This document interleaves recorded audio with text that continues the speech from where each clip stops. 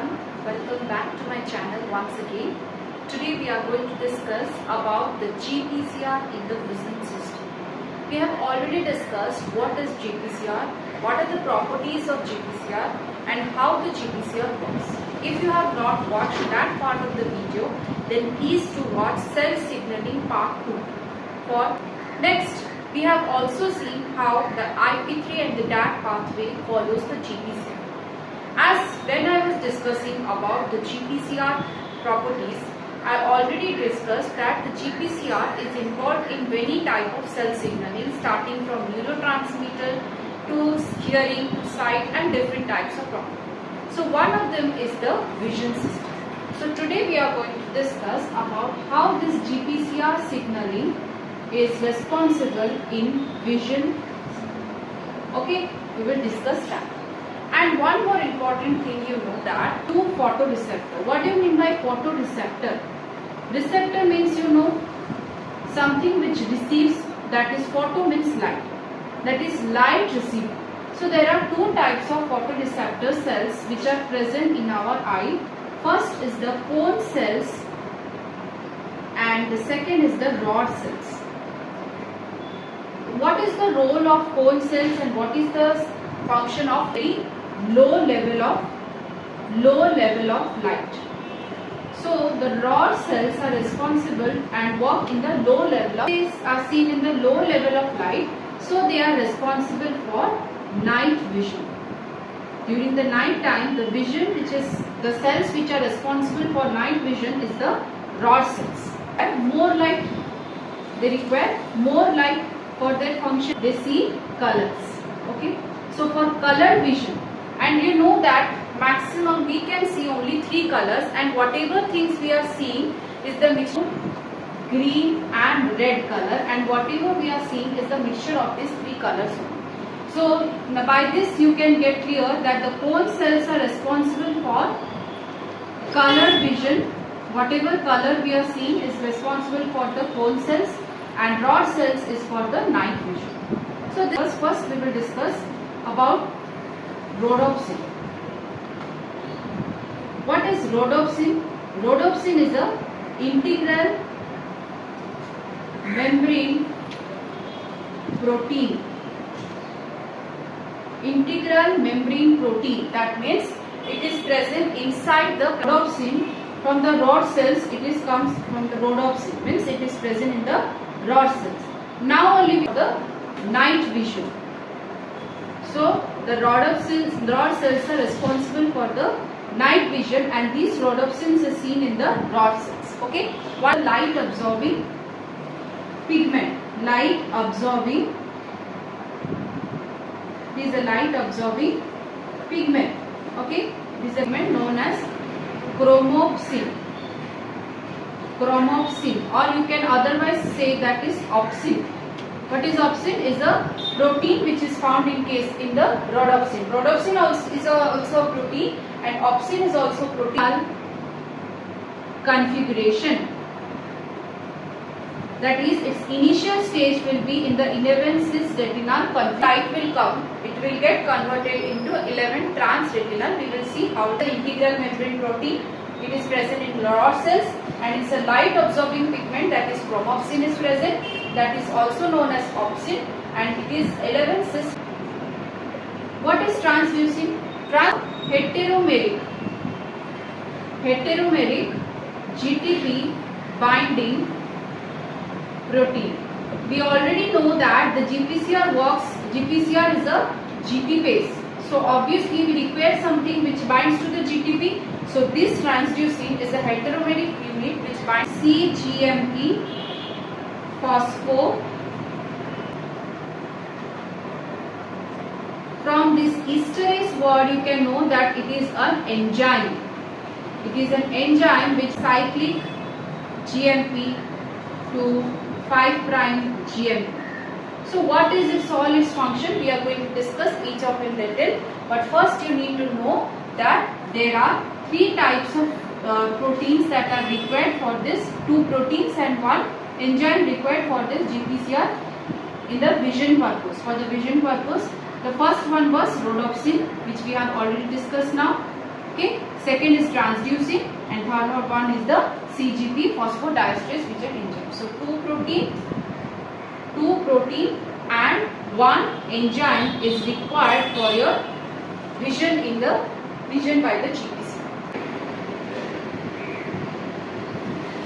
Daytime means light is present in the sufficient amount. Rhodopsin pigment will be present. Okay, rhodopsin, which consists of opsin protein. Okay, opsin protein. Cis retinal condition. Cis retinal condition. In the initial condition is the 11 cis retinal. Okay, the condition is known as chromophore 10. Here light will come. You already told you that when light will come, this 11 cis retinal will get converted into 11 trans retinal. Okay, this 11 cis retinal will get converted into 11 trans. That is, the configuration will change from cis position to trans position. Next, will activate transducin. It will activate transducin. What is transducin, which we have discussed just now? It is a GTP binding protein. That's why I have discussed all this protein and enzyme at the very first, so that you don't get confused now. It will activate cGMP phosphodiesterase. We have already discussed what is GMP phosphodiesterase. It is an enzyme which is responsible for conversion of cGMP to 5' cGMP. Okay, we have already discussed it just now only. So it will this transduction will activate the cGMP hyperpolarization will occur. Hyperpolarization means what will happen? The potential of the cell will change to minus 71 MV. It will change to minus 71 MV.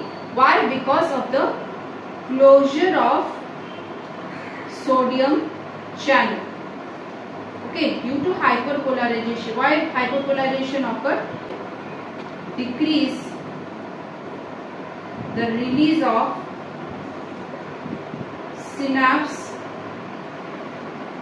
transmitter, as a result of which the hyperpolarization occurred, and we can see object that happens during the day. Okay, this happens during the day. Now we will discuss. So how this transducin works? The transducin is attached to the GTP, means like that of the GPCR, that is means it is alpha, beta and gamma will be attached. Whenever this transducin will be activated by 11 trans retinal, then same way the GTP will be, this alpha will be attached to the GTP and beta and gamma will be dissociated. Same way it will work. Okay, so this leads to the hyperpolarization of the closure of sodium channel, as a result of which the cGMP will increase in the, as you see, this phosphodiesterase work is to convert cGMP into 5' cGMP. So the 5 GMP increased in the cells, that's why the sodium channel got closed. Now same rhodopsin will be present in the 11 cis retinal condition. First in the initial condition, okay, 11 cis strand opsin protein. Okay, same as this 11, as I have already told you that the 11 cis retinal will get activated to trans retinal only when light will come, but this is happening during night time, means there is no light, that is in the dark condition, so it will not get converted into 11 trans retinal, obvious thing. So it will not get converted into 11 trans retinal, and as 11 trans retinal is not activated, so the transducin is also not activated. As transducin is not activated, then that is the cGMP phosphodiesterase is also not activated. As a result, the sodium channel will be remain open. As a result, what will happen? What was happening? Hyperpolarization. Now the depolarization will occur. Increase in the synaptic vesicle, as a result of which we can see. So what is to understand in these two things? How we can see object during the daytime and what happens during night time.